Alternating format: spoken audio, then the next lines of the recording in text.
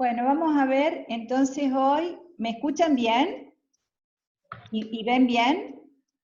Sí, se escucha. Bueno, vamos a ver la absorción, entonces, la técnica de absorción en la zona del infrarrojo. Repasamos esto, que ya lo hemos entreconversado, y una de las compañeras también describió, el espectro electromagnético. Dijimos que a medida que aumenta la energía de la radiación electromagnética, estos dos vectores conjugados entre sí, el magnético y el eléctrico, que se desplaza a través de la materia con una conducta ondulatoria, entonces a medida que aumentamos la energía, disminuye la longitud de onda, y tenemos distintos rangos de radiación. Cada zona, entonces, de radiación va a interaccionar con la materia generando este tipo de comportamiento en la materia, que es irradiada con alguna porción de la radiación electromagnética descrita en este espectro. Entonces, en la zona del infrarrojo, que es bastante amplia, recuerden siempre estas formulitas, acá vemos la frecuencia es inversamente proporcional a la longitud de onda, y la frecuencia es directamente proporcional a la energía. Por lo tanto, cuando hablamos de frecuencia, estamos hablando de energía, y es la inversa de la longitud de onda. Dentro de las zonas del espectro infrarrojo, se va a clasificar a su vez en tres zonas llamadas infrarrojo cercano, infrarrojo medio, infrarrojo lejano, y la zona de los ensayos o estudios analíticos es la zona del infrarrojo medio, la que va entre los valores de 400 a 4000 número de onda, que habíamos visto la formulita de número de onda.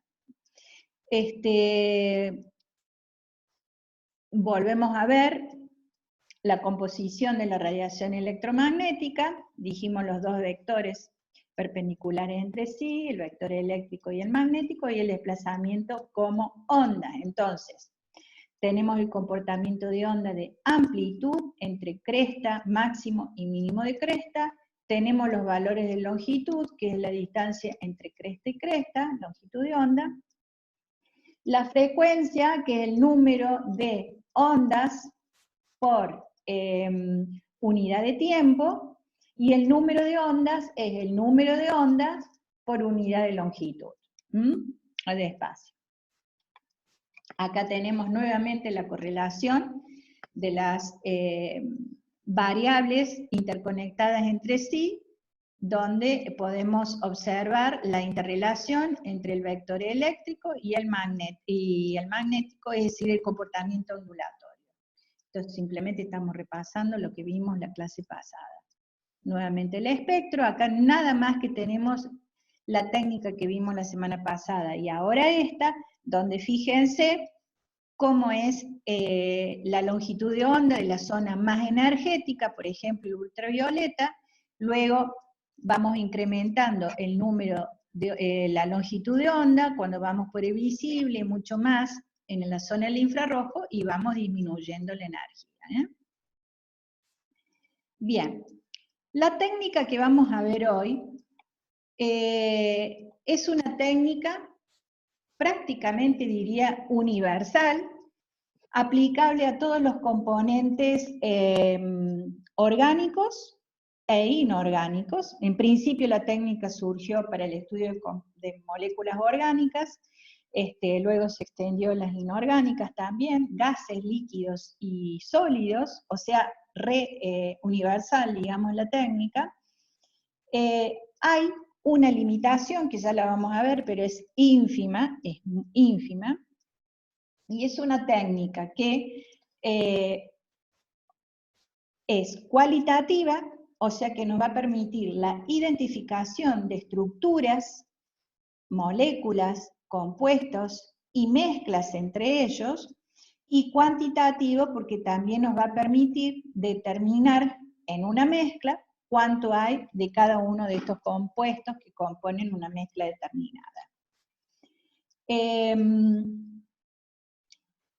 Bien, la técnica consiste en que se irradia a la muestra con radiación de la zona del infrarrojo, por lo tanto vamos a tener una lámpara que va a irradiar energía dentro de este rango. En el caso del infrarrojo medio, que es el que vamos a estudiar y van a ser los equipos que vamos a tener, va a irradiar una longitud de onda entre 400 a unos 4000 centímetros a la menos 1, o número de onda, que en el caso de la técnica de infrarrojo vamos a utilizar esta nomenclatura. No se trabaja tanto con la longitud de onda como si se trabaja en la técnica que vimos la semana pasada. Entonces, en esta zona, cuando la sustancia absorbe radiación infrarroja, aumenta el contenido energético de la sustancia, ya lo hemos visto también la semana pasada, cuando absorbe, aumenta su contenido energético. En este caso se va a manifestar como que aumenta la temperatura de la sustancia, porque no se alcanzan a generar las transiciones de tipo electrónica como habíamos visto la otra vez, desde un estado cuántico a otro, sino que solamente las transiciones van a ser movimientos rotacionales y vibracionales en las moléculas, que son los movimientos con menor carga energética que los electrónicos y que están dentro de un estado cuántico en particular. Si recordamos un gráfico que vimos la semana pasada, también dentro de cada estado cuántico teníamos subniveles de estados energéticos que eran los vibracionales, y a su vez los vibracionales tenían más carga energética que los rotacionales. Los rotacionales van a ser limitados también porque van a estar más que todo, imagínense, es la rotación que tiene una molécula a través de su eje rotacional, que normalmente podemos estar hablando de moléculas con muy pocos números de átomos, En general podemos tener movimientos de tipo rotacional, particularmente las moléculas gaseosas, que son las más livianas con menos números de átomos. Y si no, la mayoría de los movimientos que vamos a tener en esta zona van a ser de tipo vibracionales. Y acá viene la clave de esta técnica. ¿Cuándo va a absorber una sustancia radiación infrarroja? ¿Cuándo las moléculas van a absorber radiación infrarroja? Sí, y solo sí, que en realidad son todas menos las que vamos a ver en un segundo, si experimentan un cambio neto en el momento dipolar. ¿Qué significa que una molécula tenga momento dipolar X, un valor determinado? Cuando los componentes de esa molécula son distintos átomos. Por ejemplo, el cloruro de hidrógeno. Les doy así el ejemplo más sencillo y simple de todos, ¿no? El cloruro de hidrógeno son dos átomos que conforman esta molécula, son átomos diferentes y por lo tanto cargas electrónicas diferentes de un átomo del otro. En el caso del cloruro de hidrógeno, la densidad electrónica del cloruro va a ser mayor que la del hidrógeno. Por lo tanto, acá esta molécula tiene un momento dipolar X determinado. Distinto es las sustancias homonucleares que se llaman, que están compuestas por dos átomos de la misma especie, por ejemplo, oxígeno, nitrógeno, cloro, donde los dos tienen la misma constitución electrónica y por lo tanto tienen un momento dipolar nulo. Entonces,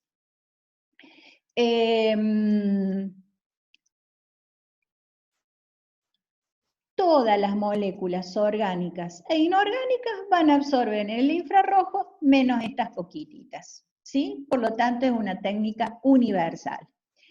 Esto ya lo habíamos visto, que no produce transiciones electrónicas, y acá hay algo también clave, que esta técnica es una técnica, entonces, ¿qué se basa? Que cuando la radiación infrarrojo incide sobre la molécula, la sustancia, al tener, y ya vamos a hablar, la sustancia va a tener un momento dipolar X, ya dejamos de hablar de las homonucleares, porque estas son las excepciones y muy poquitas. Entonces, hemos visto que la radiación infrarroja también tiene un rango de longitudes de onda, por el cual va a tener distintos valores energéticos dentro de ese gran rango de longitudes de onda, por lo menos el que vamos a utilizar en el IR medio. Para que la molécula absorba radiación, tiene que suceder que la energía de la molécula entre en fase, es decir, que tenga la misma frecuencia energética que la energía incidente de la radiación que proviene de la fuente. Por eso, digamos, vamos a barrer dentro de todo un rango de longitudes de onda o de números de onda de la zona del infrarrojo, para que en algunas zonas la radiación incidente genere absorción en la molécula. Y otro tema, una molécula simple va a tener pocos átomos y por ende enlaces que van uniendo esos átomos entre sí para conformar la molécula. Pero a medida que tenemos moléculas más complejas, con mayor cantidad de composición y variedad de átomos y tipos de enlaces, cada unión entre dos átomos, que van a ser, que pueden ser átomos iguales o diferentes,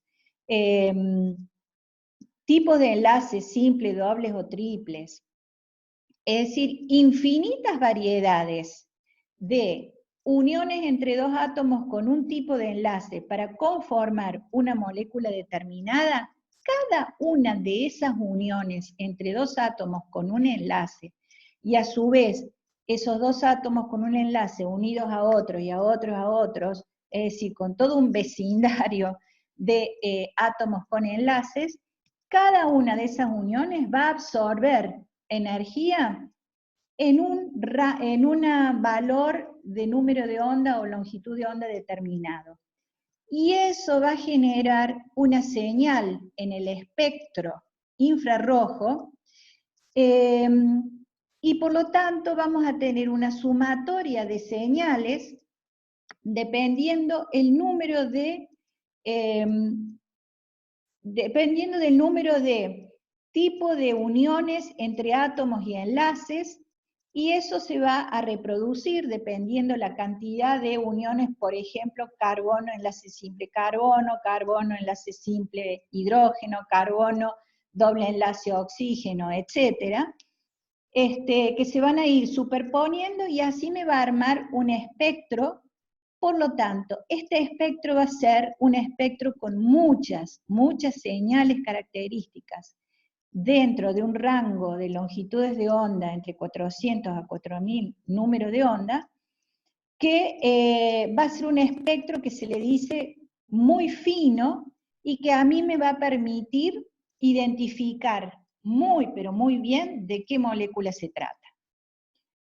Podemos identificarlas haciendo un estudio, que lo vamos a ver mañana, en trabajo práctico. Sí. Sí, sí. Sería, hay una sustancia pura, y hay mezclas como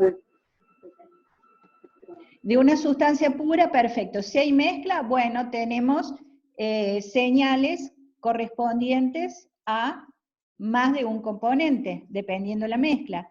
Es armar un rompecabezas, chicos. Es armar un rompecabezas. Ahora bien, antes se hacía artesanalmente. Ya vamos a ver un poquito hoy y van a ver un poco mañana. Antes se hacía artesanalmente buscar cada valor de señal con un número y una asignación, que vamos a ver un poquito hoy, y con ese rompecabezas se podía dilucidar luego, después de muchísimo trabajo, de qué molécula y o mezcla se trataba.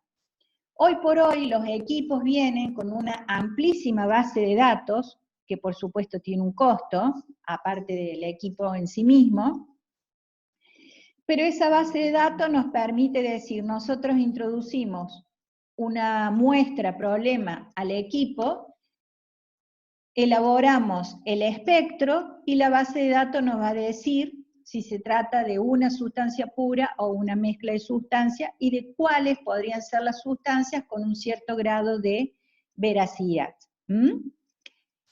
También la técnica nos va a permitir cuantificar, si se trata de esa mezcla previo a la identificación, cuantificar cuánto hay de uno y de otros, ¿sí? Ahora cuando entremos a ver los espectros, vamos a ir clarificando un poquito más. Bueno, hasta tal punto es un espectro tan detallado y fino que, como dice acá, es casi una huella única de un compuesto en particular. Podemos decir que cada compuesto va a tener su propio espectro en infrarrojo. Y dentro de la zona del infrarrojo le va a valer una zona que se llama zona de huella dactilar, que es así, es propia de cada compuesto. Esa zona de huella dactilar oscila entre 400, 500 o 600 números de onda, hasta 1400 más o menos, y eso le corresponde a cada compuesto y que no se repite con ningún otro compuesto. Salvo los isómeros ópticos, como dice acá. Si recuerdan, los isómeros ópticos son los que tendrían una imagen especular, es decir, la fórmula química, todo lo mismo, tendrían un espectro similar. El resto, ninguno, pero fundamentalmente el espectro de la zona de huella dactilar es propio para cada uno de los compuestos, para cada compuesto. Volviéndolo al momento dipolar, bueno, el momento dipolar de una sustancia entonces estará determinado de un enlace en particular por la diferencia de la carga, es decir, de la carga de cada uno de los átomos que conforman una unión y un enlace, y la distancia entre esos dos centros de carga que serían los átomos. Esto es lo que les dije antes, que si la frecuencia iguala la radiación, si la frecuencia de la radiación incidente iguala a la de la vibración de la molécula, ahí la molécula absorbe energía, aumenta la energía propia de ella, la aumenta porque absorbió, y ahí entonces el equipo detecta ese cambio energético de la molécula. Esto ya lo vimos, mira, está repetido. Bien. Un poco lo que les mencioné antes, entonces, acá tenemos una molécula homonuclear, es decir, supongamos 2 cloros, vemos que no hay densidad electrónica distinta una de otra, acá el momento dipolar es nulo, y acá, supongamos que sea esta el cloruro de hidrógeno, tenemos mayor densidad de carga negativa de una respecto de otra, y sí se genera el momento dipolar, ¿sí? Bien, cuando absorbe energía la molécula, ¿qué pasa? Supongamos que acá tenemos las dos centros o cargas, serían los dos átomos, y un enlace que une esos dos átomos. Cuando absorbe energía, en la radiación propia de este enlace, de estos dos átomos en particular, y el enlace que los une, se puede suceder, acá tenemos una molécula con 2 átomos nada más, simplemente para ejemplificar, va a suceder cuando aumenta la energía, porque la absorbió, además de su vibración natural, ahora eso se amplifica, ese enlace se puede estirar, es decir, los dos centros se pueden alejar entre sí, por lo tanto el enlace se estira, o el enlace se acorta, los dos centros se acercan, los dos átomos, entonces tenemos estiramientos de enlace, en este caso en una molécula conformada por 2 átomos. Vamos a ver entonces los tipos de vibraciones moleculares que vamos a encontrar dentro de las moléculas. Cada tipo de enlace a su vez puede sufrir más de un tipo de vibración, o puede tener vibración más rotación, por ejemplo. Bueno, este último dijimos que está un poco más acotado. Pero bueno, vamos a ver los tipos de vibraciones que existen. Tenemos los de tensión, que son los que cambian la distancia interatómica a lo largo del eje del enlace que une los 2 átomos entre sí. Por ejemplo, acá tenemos la molécula de agua.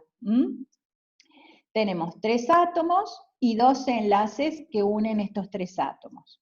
Si estamos hablando de tensión, vamos a ver que los cambios van a estar relacionados con el estiramiento o acortamiento de los enlaces que tenemos, que unen estos 3 átomos. A su vez, podemos tener una tensión o estiramiento simétrico y una tensión o estiramiento asimétrico. ¿Qué sería? Simétrico si los dos se estiran simultáneamente de la misma manera, o asimétricos, como en este caso, que se estiran de manera inversa. Luego tenemos tipos de flexión, donde el efecto es el cambio de ángulo entre los enlaces. Por ejemplo, seguimos teniendo la molécula de agua.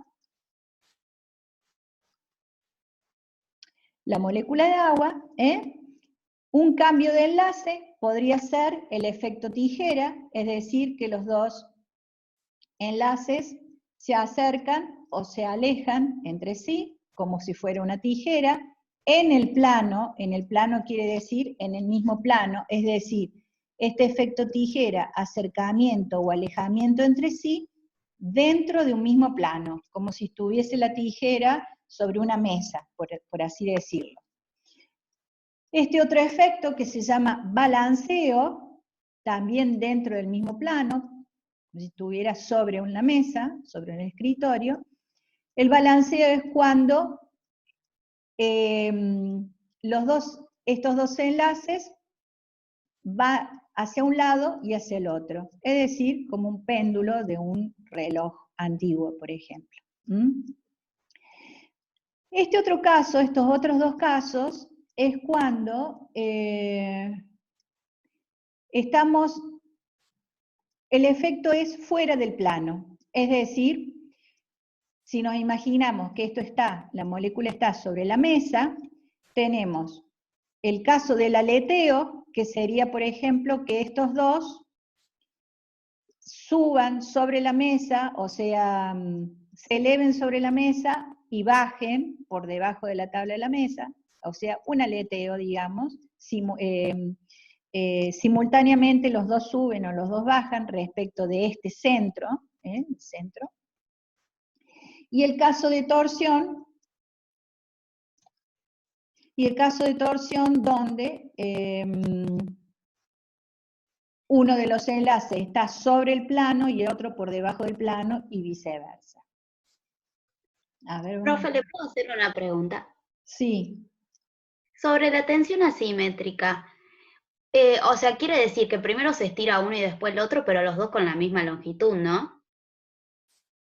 Perdón, estaba leyendo el chat. ¿Qué me decís? ¿Cómo? En la tensión asimétrica, ¿cómo Sí. sería que se estira uno y primero el otro? O sea, porque son 2 átomos de hidrógeno, como que ambos tienen la misma densidad y no deberían, o sea, interactuar con la misma fuerza los dos. Sí, pero no es simultáneo, digamos. Uno se acorta y el otro se estira. Al mismo tiempo uno se acorta y el otro se estira. En cambio, en el simétrico los dos se estiran y los dos se acortan, porque están en constante movimiento. Ah, bien. Es bien, un bien. movimiento constante. Y al momento que lo hacen, o puede ser simultáneo los dos que se estiran y se acortan, o los dos, o uno se estira y el otro se acorta en el mismo tiempo, digamos. Bien, gracias. A ver, ¿qué dice acá? Perdón, tengo problema se están escribiendo entre ustedes. Bien. Profe, ¿el espectro de la zona de huella dactilar es en el IR? Sí, ahora lo vamos a ver el espectro. Ya vamos a ver unos en movimiento de esto, para que lo podamos ver bien. Yo tengo un programita para ver todas las moléculas vibrando y los distintos tipos de enlaces, pero es un programa que funciona con un sistema operativo antiguo que no lo tengo en esta compu y por lo tanto lo tengo en la facu y no lo pude usar en esta clase. Bien, este es un espectro en la zona del infrarrojo. Como verán, es bastante más complejo que el del UV visible. En el UV visible teníamos una banda ancha, 1, 2 o 3, si había 3 compuestos. Pero miren, acá esto es un solo compuesto. Está bien que es un compuesto que tiene un anillo aromático, dobles enlaces, simples enlaces, al menos 3 tipos de átomos, ¿no? Pero vemos acá, en abscisa tenemos número de onda, es centímetros a la menos 1, que es lo que vamos a ver siempre. Recordemos que el número de onda era la inversa de la longitud de onda. Acá vamos a ver, como para guiarnos, la longitud de onda, acá arriba. Y en ordenadas tenemos transmitancia. Recuerden, las señales de transmitancia van a ser picos o señales para abajo. Lo que se absorbe, si acá tenemos absorbancia, va a ser a la inversa. Entonces, simplemente para ver, visualizar cómo es un espectro infrarrojo. En cada uno de estos valores de número de ondas, tenemos señales, distintas señales. Cada una de estas señales es un determinado tipo de vibración de enlace. Ahora vamos a ver. Esto, por ejemplo, ya ven, es una molécula más sencilla que la anterior. Acá simplemente tenemos tolueno, es decir, un anillo con un carbono hidrógeno 3, y ven cómo se simplifica la molécula, ¿no? Te digo, el espectro. De hecho, la molécula es más simple, el espectro es más simple. Bien.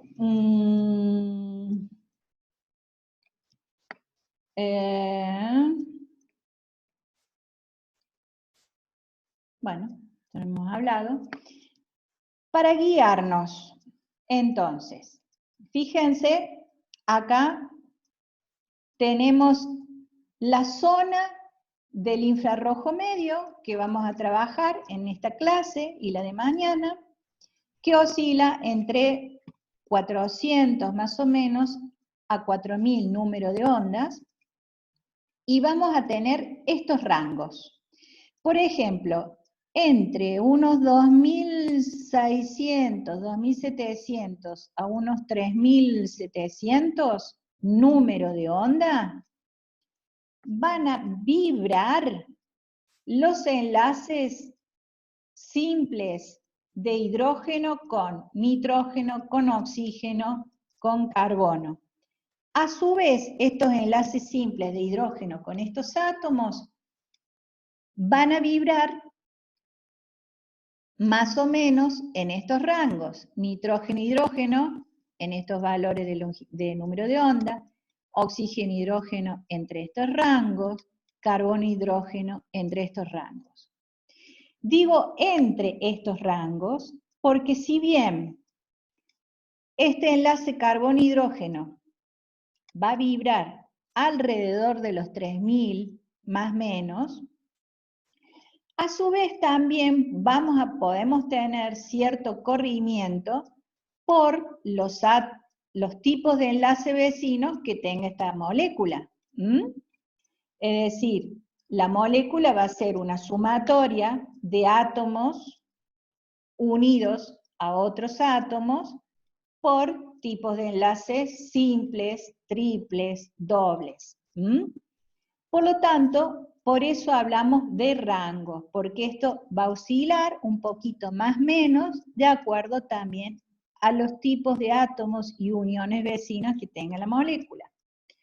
En estos rangos entre 2300, 2100 a 2400, más o menos aproximadamente, van a vibrar los triple enlaces carbono-carbono, carbono-nitrógeno.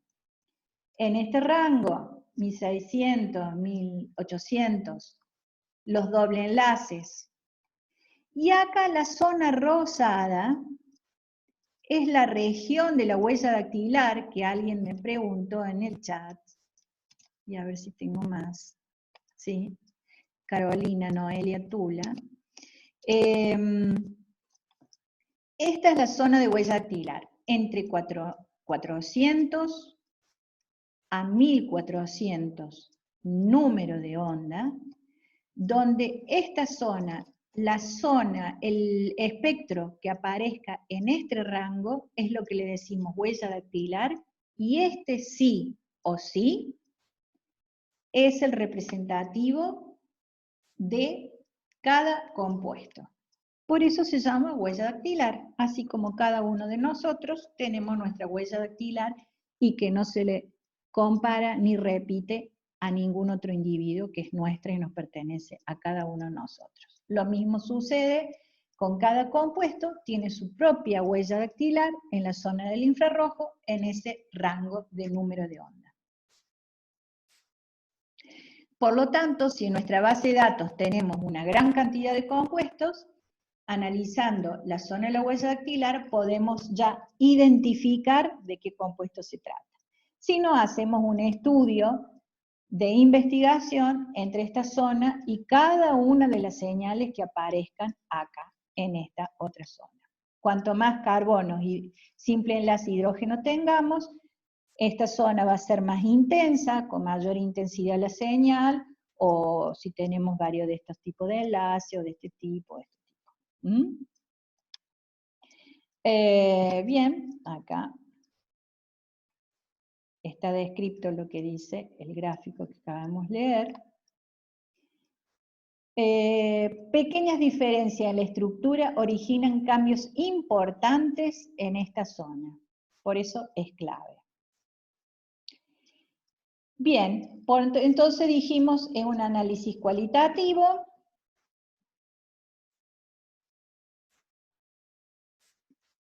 A partir del análisis que acabamos de ver, las señales que aparecen en cada una de las zonas, vamos a ir pudiendo discernir si tenemos enlace de carbono doble enlace oxígeno, o carbono doble enlace carbono, carbono simple enlace hidrógeno, etcétera, etcétera. Por supuesto hay tablas donde nos van a decir los valores de frecuencia de cada uno de estos enlaces, y así vamos armando el rompecabezas. La zona de huella dactilar, nos queda menos de un minuto. Bien. En la zona de huella dactilar, lo que les mencionaba recién.